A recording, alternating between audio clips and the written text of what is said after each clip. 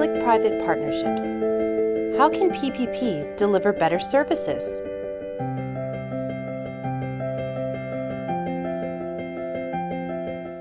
Hello, and thank you for your interest in public-private partnerships. I know that the use of public-private partnerships has grown over the last 20 years, in particular in infrastructure. We at the World Bank Group have done a lot in this space.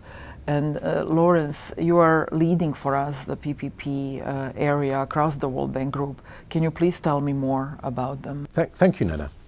Well, PPPs aren't a new concept, but they're certainly a lot more prevalent now than they used to be. So undertaking PPPs are a way to do things differently. Traditionally, governments may have delivered services themselves with their own staff and undertaken all the investment themselves. However, with a PPP, a government may partner with a private company that will share some of the risks and be compensated according to their performance. If they don't perform well, if they don't deliver good services, they don't get paid. There are some great examples of how PPPs have made a big difference for governments and consumers and have been successful for investors and financiers too.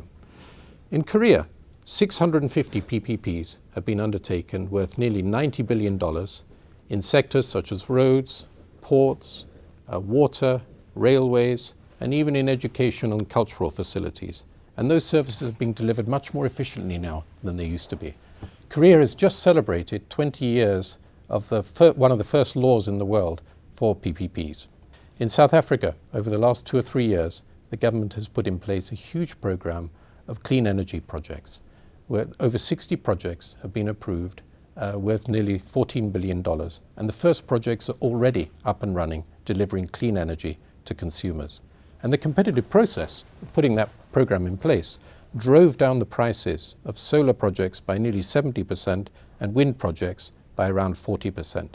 Extraordinarily successful, very quick, and a good deal for consumers.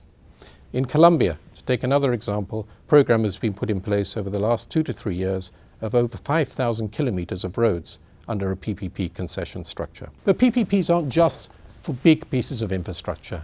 In Benin, 10 small towns and villages have had PPP contracts put in place in the last year for water supply. Small local firms have signed PPP contracts to deliver water and expand service to nearly 50,000 more people, many of them women who are currently carrying heavy loads of water to their houses every day. Thank you, Lawrence. It is great to hear that growth continues and that under the right circumstances, PPPs, well structured, have been able to contribute to further growth and improvement of quality of service. But skeptics point to high-profile PPP failures and circumstances where PPPs were not able to deliver up to expectations. Developing and implementing successful PPPs requires strong long-term commitment by both the private and public sector partners, careful risk analysis and preparation, as well as clear responsibilities of both parties. There certainly have been some high-profile failures with PPPs, and we need to learn from the failures as well as the successes. We hope through this course to give a good appreciation of the full life cycle of PPPs and the challenges and issues around PPPs, right through from project conception, through project design, through to implementation. I hope that you will enjoy the course and find the videos, case studies, and online discussions both interesting and informative as we explore how to deliver better services to all. Good luck.